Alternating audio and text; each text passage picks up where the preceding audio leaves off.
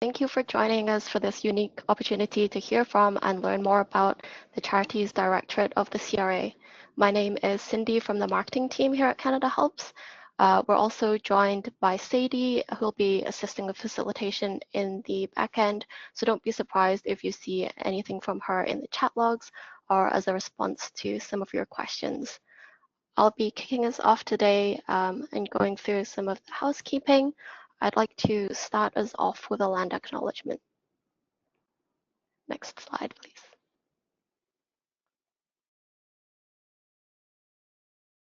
Our team at CanadaHelps is grateful to have the opportunity to meet and work on many Indigenous homelands across this land we share, Canada. As settlers on these lands, we know that it's important to acknowledge that our Vancouver staff are located on the unceded territory of the Coast Salish people. Our Montreal staff are located on Kanien'kehá:ka Mohawk territory, and the land on which we operate in Toronto is the traditional territory of the Wendat, the Anishinaabe, Haudenosaunee, and the Mississaugas of the Credit First Nation. We want to express our respect for the territories that we reside in and honor the diverse Indigenous people who have lived and worked on this land, both historically and presently. We, the staff and leadership at CanadaHelps, are committed to being active participants in reconciliation and learning how our work affects Indigenous people and amplifying Indigenous voices. I know a few of us are new to CanadaHelps joining us today, so I wanted to give a little bit of an introduction to who we are. Next slide, please. CanadaHelps, we ourselves are a charitable organization increasing giving in Canada through technology, and we do this by offering the most comprehensive and flexible range of giving solutions for Canadians to donate and learn about any charity in Canada. For Canada's 85,000 registered charities, we also provide affordable fundraising tools and educational opportunities like these to help charities increase their impact. Since 2000, more than 5 million Canadians have donated over $3.7 billion to charities using CanadaHelps. Next slide, please. If you have any questions, please type them into the Q&A and we'll save them for the Q&A session at the end. We've also collected pre-submitted questions. If you sent these ahead of time, we're anticipating quite a lot of questions, so I want to reassure you that if we're not able to answer your question on the live webinar, we will have follow-ups over email. Some of the pre-submitted questions also may have fallen outside of the scope of the Charities Directorate, in which case they'll be able to respond with some general resources and point you in the right direction. Finally, a recording and the slide deck will be emailed to you following the webinar. You'll be able to watch the recorded video on demand, and we actually have the slide deck available in French. If French is your first language, just let me know if you'd like the French version. So next slide. I'm excited to introduce our presenter, Sharmila Khare. She's the Director General of the Charities Directorate and has been since 2022. Her career highlights include serving as the Assistant Departmental Secretary in the Deputy Minister's Office. She's been the advisor to the Executive Director at the World Bank, and she deepened her focus on the charitable and nonprofit sector, becoming Chief of Charities in 2009. Without further ado, I'll hand it over to you, Sharmila. Thank you. Thank you so much, Cindy. And hi, everyone. It's really great to be here today. I spent much of my public service career working in and around the charitable sector, and it's a space that I care deeply about, and I know that you all do as well. It's always really energizing for myself and my team to connect with others who are really passionate about the work that charities do across the country. Perhaps we can move to the next slide. At the Charities Directorate, we serve as Canada's regulator of registered charities. Our role is to protect the integrity of the sector while supporting its vital contribution to Canadian society. Our work is more than just enforcing rules. It's really about enabling charities to thrive so they can continue serving communities across the country. So today what I'd like to do is provide you with an overview of what we do, how our role is evolving, and how we can work together to strengthen the sector. I'll be covering 5 key themes. I'll start with a snapshot of the sector, and then I'll provide a quick overview of our role, walk through the registration process, and the benefits that registration provides. We'll also look at some common issues we see in the sector and how they shape our approach to compliance and policy development. I'll touch on what it takes to stay registered, including the annual Form T3010 return and the growing importance of online filing and features made available through the My Business account. And finally, I'll end by highlighting some of the supports that are available to charities throughout their life cycle, from outreach and education to technical guidance and compliance assistance. Along the way, I'll highlight both opportunities and challenges and how they impact our service delivery. Most importantly, I look forward to your questions and perspectives because collaboration with the sector is essential to building a strong, sustainable, charitable landscape. So let's start with a very high-level overview of the charitable sector as a whole. The voluntary sector in Canada is made up of both nonprofit organizations and registered charities. They play a vital role in supporting communities across the country.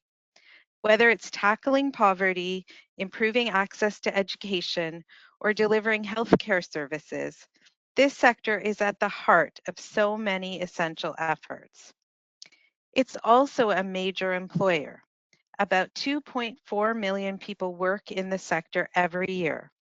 That's roughly 1 in 10 Canadian workers who contribute around 8.3% to Canada's GDP, which works out to about $192 billion annually. And Canadians are also incredibly generous. In 2022, individuals claimed over $11 billion in charitable donations. Canadian businesses played a part too, contributing about $4.2 billion in 2021. These numbers highlight not only the sector's economic weight, but also its social importance in building stronger and more resilient communities. Now let's take a closer look at the structure of the sector itself. Canada's charitable sector is extremely vibrant, and Canadians are deeply supportive of it. At the end of October, there were just over 85,000 registered charities in the country. That number shifts slightly as new charities are registered and others wind down, but it tends to stay close to 86,000. Most of these, about 74,000, are charitable organizations. These are considered the doers in the sector, the ones who are running the programs and delivering services directly to the public. Then we have around 4,700 public foundations. These are the funders. They primarily distribute grants to other charities. And finally, we have about 7,000 private foundations. These can be either doers or funders, but they're typically controlled by a small group, like a family. The missions these charities support are diverse. About 13% focus on poverty relief, another 13% support education, roughly 38% advance religion, and around 36% work on other community-focused causes. This can range from protecting the environment to the promotion of the arts. This diversity really shows how charities help meet a wide range of needs across Canada. And it's not just made up of large organizations. About 73% of registered charities manage less than $1 million in total assets. So while many are small in scale, they're making a big impact in their communities. Now, I'd like to give a high-level overview of what we do at the Charities Directorate, then walk you through the registration process, how we review applications, and support organizations through this important step. The Charities Directorate is part of the Canada Revenue Agency. Our job is to administer parts of the Income Tax Act that apply specifically to registered charities. That might sound a bit technical, but at the heart of it, our role is pretty simple. We're here to help charities understand and follow the rules so they can focus on providing their services. Our core mission is to support a charitable sector that's transparent, trustworthy, and resilient, one that Canadians can feel confident supporting. As part of this work, we register charities under the Income Tax Act. We provide education and guidance to help organizations understand what is needed to become and stay a registered charity. We help protect the sector from being misused, including for things like terrorist financing or money laundering. We monitor the sector to make sure the rules are being followed. And when needed, we take compliance action. But we always aim to be fair, clear, and supportive. We also work behind the scenes on policy development and contribute to broader CRA initiatives that affect charities. When we review applications for charitable status, we focus on three key questions. Is the organization based in Canada? Is it established as a not-for-profit with charitable purposes that fall into one of four categories: relieving poverty, advancing religion, advancing education, or benefiting the community in other ways? And finally, is it using its resources to carry out activities that align with those charitable purposes? These criteria ensure that registered charities are structured to deliver genuine public benefit. Our review process is designed to be thorough, but also supportive, helping organizations understand what is required. Ultimately, registration is about setting charities up for long-term success and public trust. And once registered, there are meaningful benefits that come with that status. Let's take a look at some of those benefits. Getting registered as a charity isn't just about checking some legal boxes. It also comes with some pretty meaningful perks. It can boost credibility and unlock valuable tax privileges like the ability to issue official donation receipts, which donors can then use for tax credits, being exempt from paying income tax, receiving gifts from other registered charities, and in some cases, accessing GST HST relief. So yes, charitable registration is a legal status, but it's also a form of public recognition.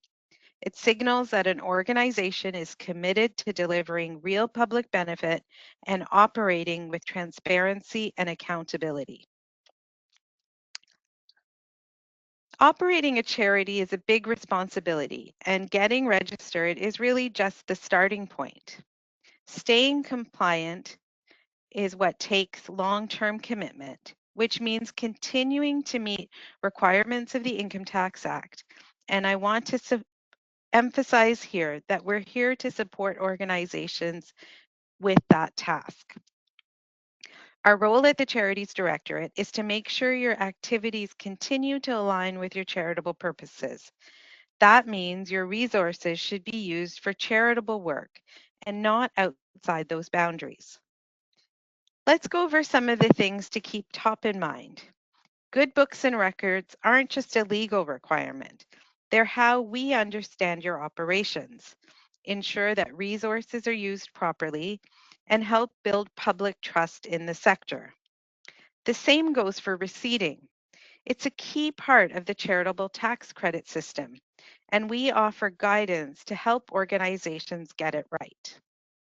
We also monitor the disbursement quota. This is the minimum amount that a charity must spend each year on charitable activities. It's about making sure that charitable dollars are delivering public benefit consistently. And when it comes to reporting, the T3010 annual return is essential. It gives us and the public a clear picture of your finances, activities, and leadership. Filling it in on time helps protect your registered status. Finally, if your charity changes its name, governing documents, or purposes, let us know. Keeping your legal information up to date ensures you are still operating within the conditions of registration. So let me take a few minutes to provide some context about annual filing requirements. As you know, once an organization becomes a registered charity, one of the key responsibilities is filling a Form T30. That's the annual information return. Charities need to submit it to the CRA no later than 6 months after the end of their fiscal year. For example, if your organization's fiscal year ends on December 31st, its T3010 return is due by June 30th the following year. So what specifically does an annual information return include? To be effective, a charity's annual return must be complete and accurate. Alongside Form T3010, registered charities are required to submit supporting documents that offer a comprehensive view of their governance and financial stewardship. This includes financial statements, even if there was no activity during the fiscal year, Form T1235, which lists all of your directors, trustees, and like officials, Form T1236, which is needed if you made gifts to qualified donees, and Form T1441 if you made disbursements to non-qualified donees. Form T2081 is for private foundations with corporate shareholdings above prescribed thresholds. Even in cases with no financial activity, we still expect a balance sheet, income statement, and any relevant notes, such as those explaining investment positions, restricted funds, or transactions with board members or related parties. These documents serve two essential purposes. They promote public transparency, and they help us assess whether resources are being managed in alignment with the charity's stated purposes. Missing or inconsistent information can hinder our ability to do so and may result in follow-up or compliance action. So, while filing may seem like a routine administrative task, it plays a vital role in maintaining both registration and public trust. As we've noted, filing an annual return is a requirement, but it can be simple and stress-free. The most reliable way for a registered charity to file their T3010 is through the My Business account at the CRA. It's secure, intuitive, and designed to guide users through each step, helping to avoid common mistakes and ensuring everyone is linked to the correct fiscal year with the correct form. This spring, digital options expanded. CRI certified third-party software can now be used to complete the return and upload it directly through an authorized individual's CRA account. No paper, no envelopes, no postage delays, and no missing attachments. Honestly, filing online isn't just convenient, it's smart. Here's why. It's fast. Once submitted, the CRA receives a return instantly, and information appears on the list of charities the very next day. It's accurate. Digital forms reduce errors. No more deciphering handwritten numbers. It's secure. Information is protected throughout the process. You get an immediate confirmation with instant proof upon submission of your form. And finally, it's transparent. A copy of the return can be printed for your records. The online form itself is categorized into manageable sections that can be completed at any pace. Clicking Next saves progress, and sections can be revisited or edited anytime. Progress bars and status indicators help track what's done, started, or still pending. Any authorized individual with access to the charity's MyBA account can still work on the return or view it once completed. It's often helpful to have multiple authorized users to share the task. So what happens if you fail to file an annual return? It is a legal requirement to file this annual return. Missing the deadline can lead to revocation of the charity's registered status. This is one of the most serious outcomes a charity can face. From our perspective at the CRA, this isn't just a paperwork issue. It's a breach of the rules, and by law, we're required to begin the revocation process when a return is not filed. That policy is applied consistently across the sector to ensure fairness. Revocation has real consequences. A charity loses the ability to issue official donation receipts, which can impact donor relationships and fundraising. And finally, a revoked charity must transfer its remaining assets to an eligible donee or pay a revocation tax equal to the fair market value of those assets to the receiver general. All this to say, filing an annual information return is a critical part of maintaining your registration and the public's trust. If you ever need help navigating the process, we're here to support you. So now that we've covered how to file your return, let's take a look at some common trends in non-compliance and how your charity can stay on side. Most charities demonstrate a strong commitment to transparency, accountability, and legal compliance. However, part of the regulatory mandate is to identify areas where challenges persist and use those insights to refine guidance, enhance our outreach, and when necessary, apply compliance treatments.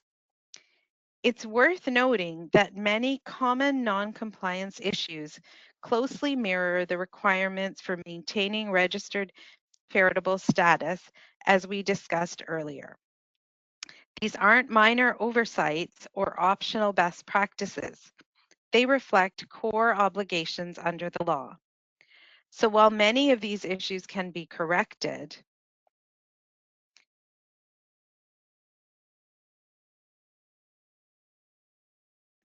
they cannot be disregarded on our end. So I'll go over them in brief. To start off with, an incomplete or inaccurate T3010 return is a common reoccurring problem that we see. The T3010 really serves as a foundational source of information for assessing whether a charity is operating in accordance with the law. When returns are submitted to us with missing or incorrect data, such as absent financials, incomplete director details, or missing financial statements, regulatory review becomes less effective. Books and records are another common area of concern. Disorganized or incomplete documentation raises concerns about transparency and accountability. In more serious cases, where records appear to be falsified or withheld, the issue escalates into a significant compliance matter. Really, the goal is to ensure that charitable resources are used appropriately and that donations can be traced and substantiated. Receipting continues to present challenges. Common errors include missing donor addresses, absent CRA registration numbers, or omission of required tax language. Even minor mistakes can have downstream impacts. This can impact donor claims later on, potentially affecting the charity's standing. Clear and complete receipts are essential to maintaining donor confidence and upholding the integrity of Canada's charitable tax credit system. We also assess whether a charity remains focused on its charitable purposes and activities. Allocation of resources to initiatives that are outside the approved scope raises concerns. Similarly, transfers to non-qualified donees without meeting the criteria for a qualifying disbursement or without proper accountability are flagged as potential compliance issues.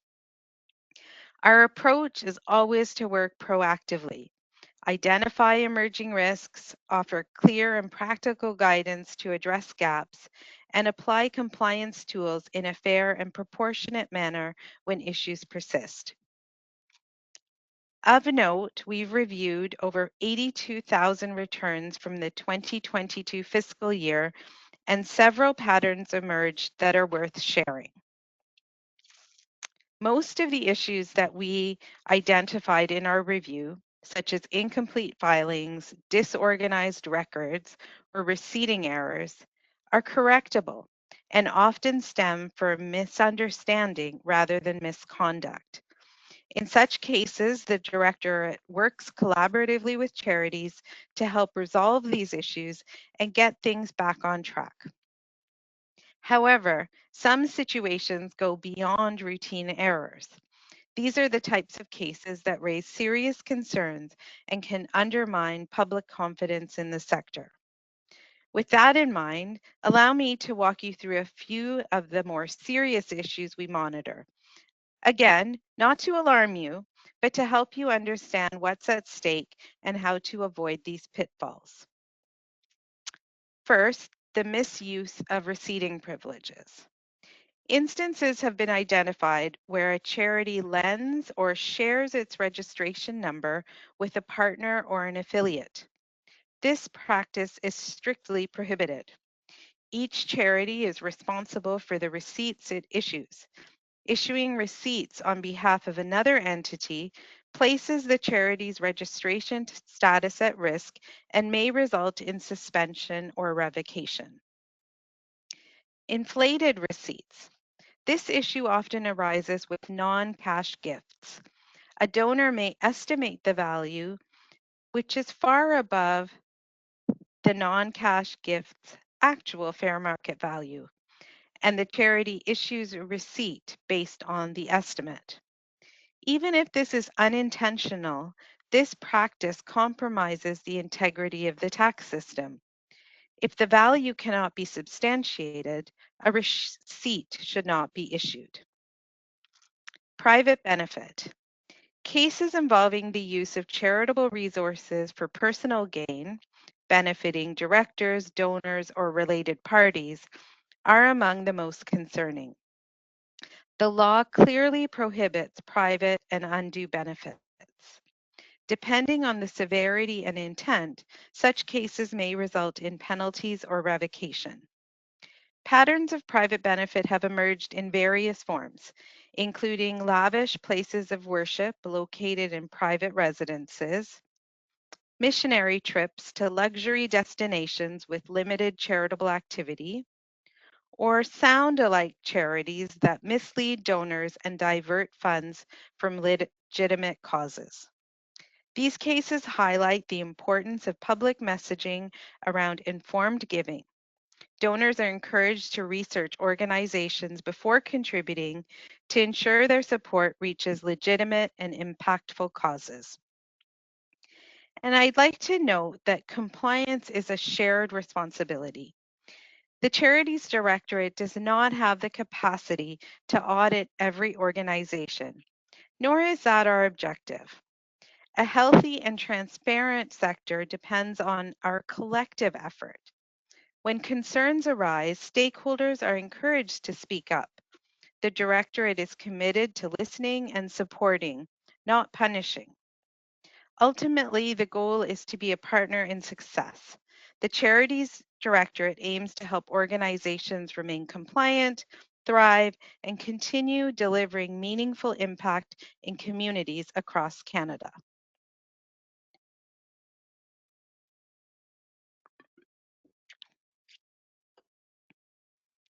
So now I'd like to turn to something that is very, very near and dear to my heart right now in the Charities Directorate.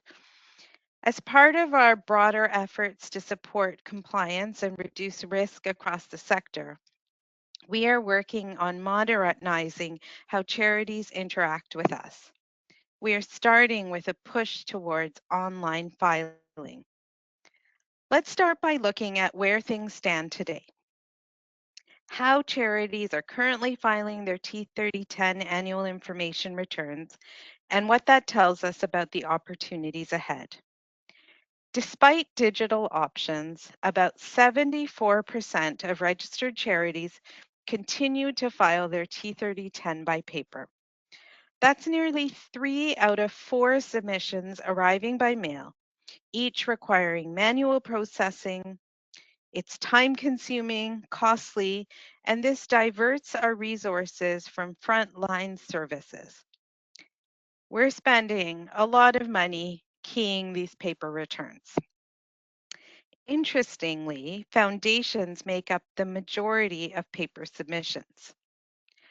So, although online filing has been available for charities since 2019 through the CRA's My Business account and Represent a Client, only 26% of charities filed online last year.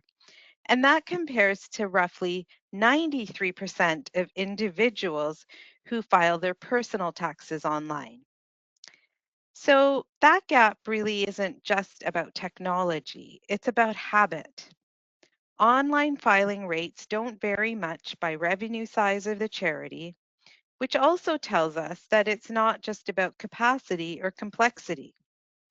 Public opinion research that we commissioned in 2022 found that paper filing is often driven by habit or comfort, not technical limitations. In fact, 90% of the applications for charitable registration are completed online. Yet this same uptake has not transferred to annual filing rates. That's a powerful insight. It means that improving adoption isn't just about building better tools, it's about shifting expectations and building trusts. And these perceptions show up in real conversations. At a recent sector engagement, a charity volunteer told us that he still prints and mails everything because he feels more reassured by the Canada Post delivery confirmation. He was surprised to learn that online filing provides instant confirmation, and even more surprised that our charity's call center typically answers in under 5 minutes. These kind of perceptions matter, and they're part of what we need to address together. So let's take a closer look at what charities can gain by making the switch to online filing. This isn't just about saving the CRA time, it's about saving your time. It's about reducing stress, improving accuracy, and freeing up resources so you can focus on what matters the most, your mission. So, what does online filing actually offer? First, peace of mind. You'll know right away when your return is submitted. No need to track it, wonder if it went through, or wait for confirmation. Public trust. Your charity's information updates on the list of charities within 24 hours. This means that your donors and funders see the most current version of your work fast. There are fewer errors. The system helps you out with prompts and autofill features, so it's easier to get things right the first time and avoid back and forth corrections. There's also built-in compliance. You'll get reminders for deadlines and missing information, which makes it easier to stay on track and avoid issues like revocation. Flexibility. You don't have to cover everything in one go. You can save your progress, come back later, and file at your own pace, so long as it's submitted before the deadline. There's also shared access. If you're working within a team, multiple authorized users can collaborate on the return. It's a great way to divide up the tasks and keep things moving. And finally, sustainability. No printing, no postage, no paper. It's a small change that adds up to creating a very meaningful environmental impact. So these aren't just features of our online filing system, they're real solutions to challenges that charities have been telling us about over the years. And they're already making a difference for thousands of organizations across the country. Our goal it really is to have 100% of the sector filing online. And finally, I would like to highlight some of the key resources that are available to help charities stay on top of their regulatory obligations. So, as I've mentioned before, digital tools are really central to modernizing CRA services. And the My Business account at the CRA is a key part of that effort. My Business account provides secure, real-time access to a full range of services in one place, such as tracking your registration status, filing the T3010 return, updating your contact details, and uploading documents. It also supports ongoing compliance efforts by delivering timely updates, reminders, and new guidance materials. Maintaining a registration profile is straightforward. Director information, addresses, and legal representatives can be updated quickly. For those who are set up through Represent a Client, submitting returns online is simple and efficient. Questions about navigation, user setup, or technical concerns can be addressed by calling the Charities Directorate client service team. They respond within minutes. A valid business number and a charity account number are required to get started with step-by-step instructions available on the CRA's Access Our Online Services for Charities webpage. Tools like MyBA and CRA certified third-party online filing options support a more transparent, efficient, and accessible system for the charitable sector. So it's really important to maintain your charity information. By keeping this information up to date and accurate, you're not just helping your own organization, you're strengthening the entire charitable sector. Timely updates ensure that you remain compliant, visible, and connected to those who rely on you. For instance, if your charity's legal name, address, phone number, main contact, or governing documents change, let us know as soon as possible. These details help shape how we communicate with you, how we understand your work, and how your organization appears on the list of charities on Canada.ca. Other updates, like a change to your fiscal year end, require approval before they take effect. So please be sure to reach out to our client service call center if you have any questions. If the approval step is skipped, it can lead to filing issues later on. Even small changes like a new phone number or email address can cause hiccups if we aren't able to reach you with important reminders. The good news, you can update most of this information quickly and securely through your CRA account. It's really the easiest way to keep your records aligned with ours. To wrap up, I want to highlight one of the most valuable tools available to the sector. These are the charities and giving web pages on Canada.ca. This is far more than just a repository. It's a practical, accessible hub designed to support organizations throughout their entire journey as a registered charity. Whether you're just starting out or decades into your work, you'll find resources to help make sense of your responsibilities and keep you aligned with legislative requirements. On the website, you'll find clear guidance on applying for registration as a charity or any other type of qualified donee, information and tools to help you operate in compliance with the rules under the Income Tax Act, resources for maintaining good standing, including filing tips, best practices, and reminders. We also have a media gallery that's filled with educational videos and webinars tailored to the charitable sector. And our annual reports, which offer data-driven insights in how our program is evolving and where the sector is heading. So I'm just going to highlight this one last time, but we have a dedicated call center within the Charities Directorate that is staffed by knowledgeable client service representatives who are ready to help. We often hear concerns about long wait times. People imagine they'll be stuck on hold for hours, but that's not the case with the Charities Directorate.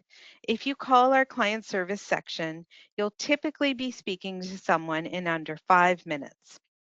These representatives offer tailored guidance on things like updating a charity's legal name, their stated purposes, or operational activities.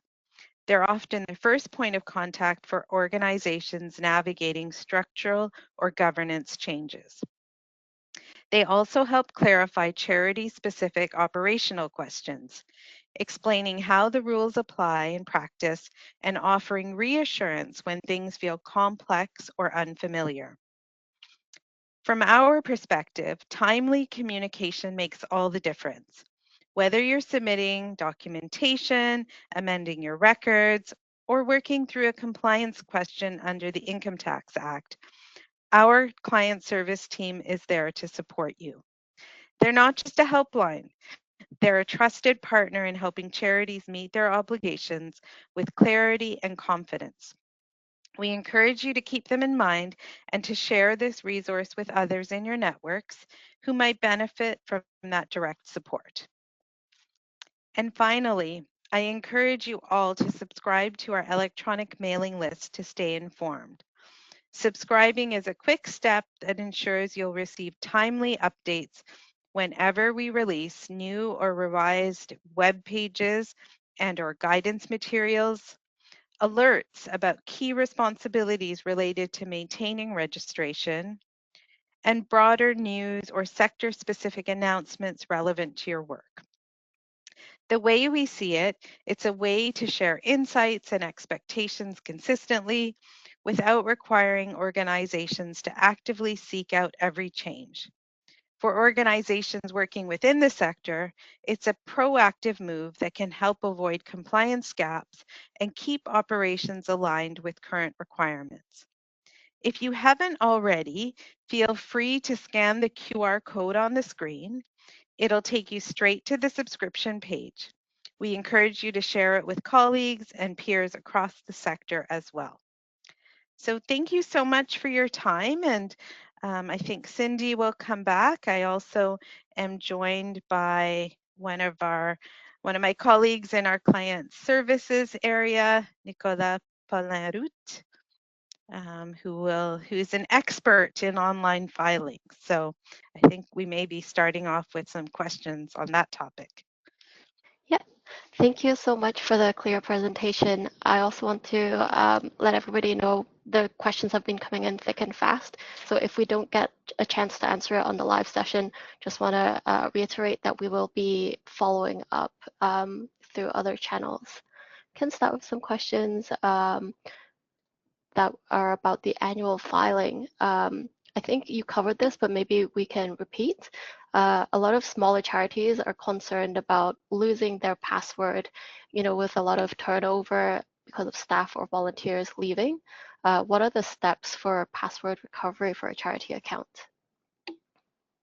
So that is a very good question. So through the online CRA account, when choosing the appropriate option that you use to log in for your own CRA account, you will have options and steps to follow, which include either forgot username or forgot password, which will allow you to answer security questions that you have answered prior to get this information back.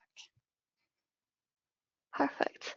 And is there any way to do online filing without access to My BA?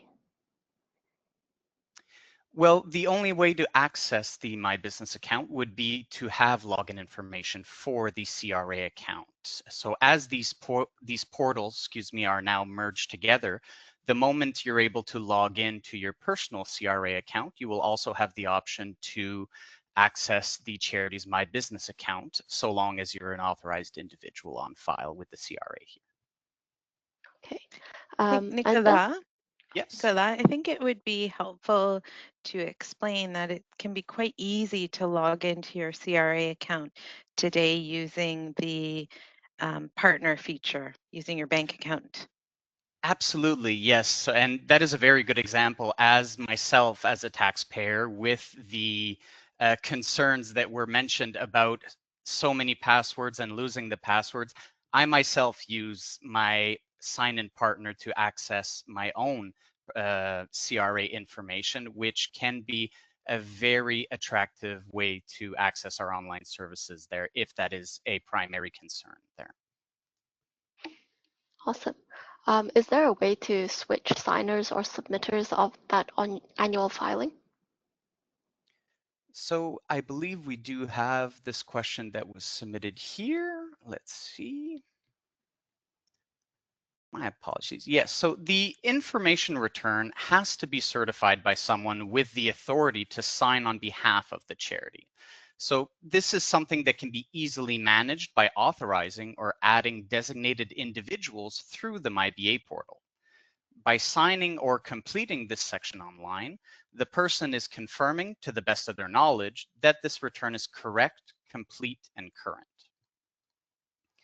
And if you would need any assistance, you can please call our dedicated call center for a step-by-step walkthrough. They will have you set up in just a few minutes. Awesome. A final question on the e-filing specific portion. Does filing online also include other forms, i.e. the director's list or the T1236? That is a very nice feature that we have using one of the options to file online through the My Business account. And Sharmila pointed out this as being built-in compliance, in that the moment you start completing your annual report online, based on specific questions that will be answered, you will be able to fill out forms such as the T1236 if you had made gifts to other qualified donees throughout the year. So what this means is that by answering a simple question of if you've made gifts, yes or no, this section will automatically, be made available for the registered charity to fill out. And if all of the required sections have not been filled out, you will not be able to submit the report. So in other words, it's all based off of the answers you'll be providing throughout the online filing process, and which will ensure that all of the information has been provided before submission. Perfect. I'm going to bring it back to some broader pre-submitted questions that we had, but we can definitely return to e-filing as I see some more questions come in. So what are the different types of designations and what are the implications of each? How would it impact the charity in terms of regulations and benefits? I see. Well, for registered charities, there are three types of designations, as we call them. So they are all registered charities. So as we can see here, excuse me, I'm just pulling up my notes.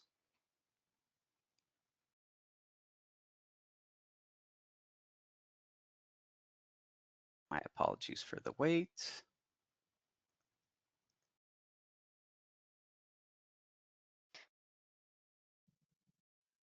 I'm also happy to jump in if you want, Nicola. Oh, that's okay. My apologies. I was having some Okay. technical issues there. So I just wanted to go over as much information as possible with respect to all three types of designations. So the charitable organizations would be the first designation, and we refer to them as the doers. So those are the charities that run their own programs and deliver services. And of course, we would also have the public foundations, and we would refer to them as the funders, so those that mainly fund other charities.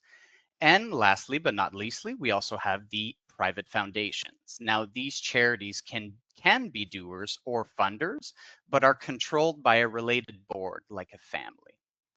And your designation is assigned by CRA when you are registered as a charity and depends on your structure, where your structure comes from and how you operate. If your structure changes after registration, you can contact our client services team to request a change to your designation with a quick and easy phone call detailing these changes. Perfect. And that's like completely separate from nonprofits, correct? Correct, yes. Okay. We have several religious organizations joining us on the call, and churches are feeling concerned about hearing that advancing Christianity is becoming less acceptable as a charitable purpose. Do you have any statement, or are you able to speak to that? Well, we would like to point out that advancement of religion remains one of our 4 recognized charitable purposes under the Income Tax Act. While a recommendation to remove it was made in 2024 by the House of Commons Finance Committee, the government has recently confirmed it is not considering any changes. Therefore, organizations can continue applying under this purpose with confidence. Awesome. We had some questions around gifting, like gift in kind receipts. Are you able to just speak about the appropriate process when someone donates an object or a service to a charity? Can they be issued a tax receipt, and for how much? It is possible, absolutely. So the rules surrounding gift in kind, so any gift that is not cash, would require the organization and or the donor to establish what we call the fair market value, which is usually the highest price that it would bring on the open market between a willing buyer and a willing seller, excuse me. So in order to issue a receipt for income tax purposes, this must be determined. Perfect. And we also got several questions around disbursement quota.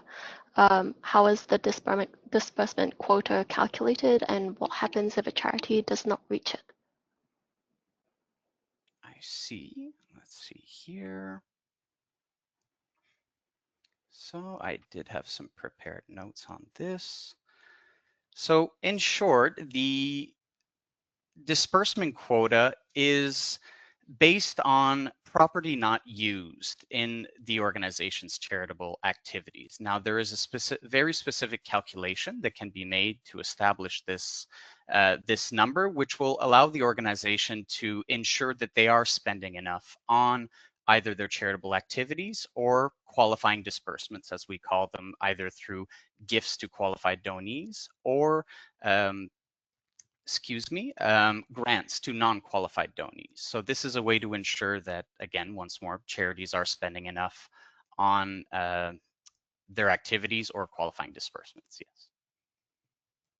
Great. And if people want to have like scenario specific answers, are they able to reach out to that customer service line that was shared? Absolutely. That is always the best resource to use based on the scenario. We will be more than happy to provide further clarity there based on your situation, yes. Perfect. What are the requirements and obligations for a charity that is winding down? I see. Yes. So let me see here.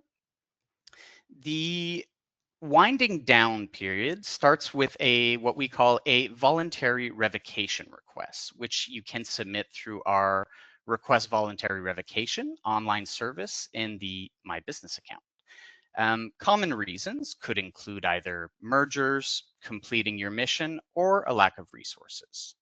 The CRA will begin what we call the winding up period, also called the revocation period, by issuing a T2051 letter that serves as the notice of intention to revoke. During this period, you have to complete and file what we call a T2046 and pay revocation tax.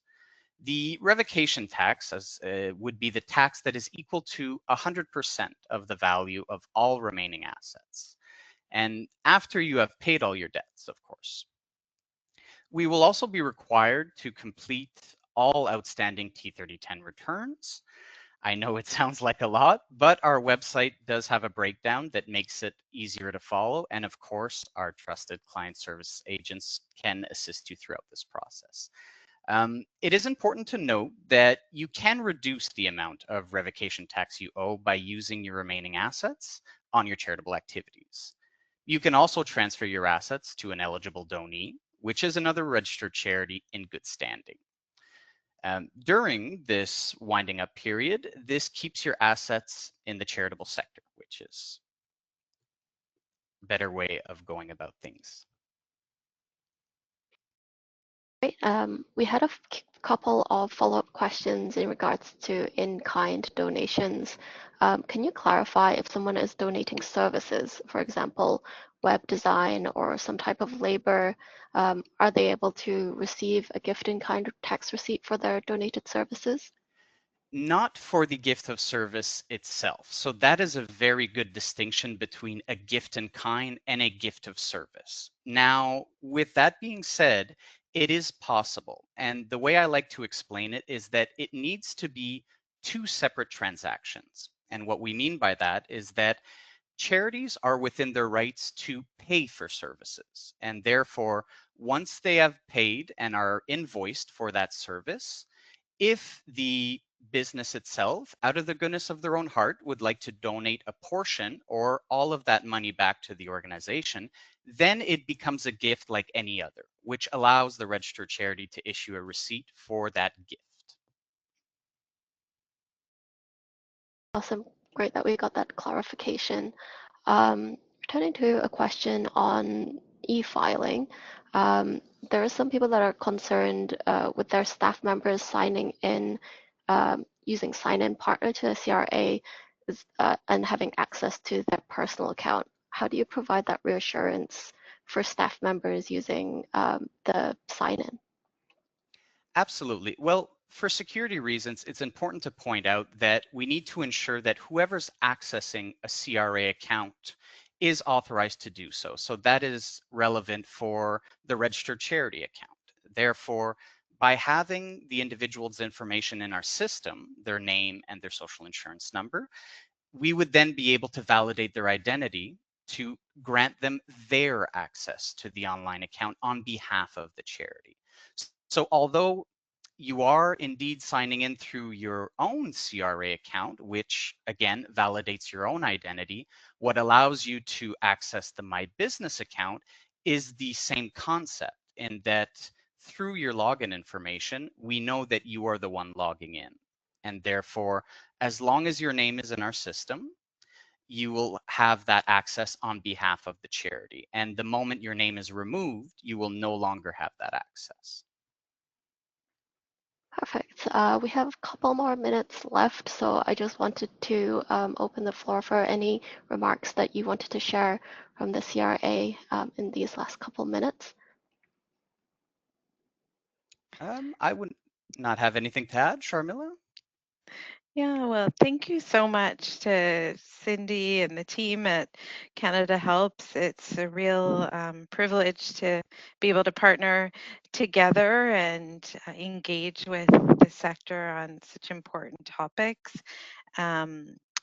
We love what we do, but we really love it when we can actually connect with charities. So please do reach out to us, sign up for our newsletter and online services. And you know, my big push right now is really to see 100% of the sector filing their annual information returns on time and online. So I leave everyone on this call who's currently filing by paper with that challenge to try out our digital services. Once you get set up, our stakeholders are telling us that it's really helped them out. And somebody was sharing their perspective from a donor perspective. They would love to see their donation dollars being used on charitable activities and not necessarily on completing paper returns and paying for postage through Canada Post to mail that information to us. So thank you so much for this opportunity. It's been really great to connect with everyone.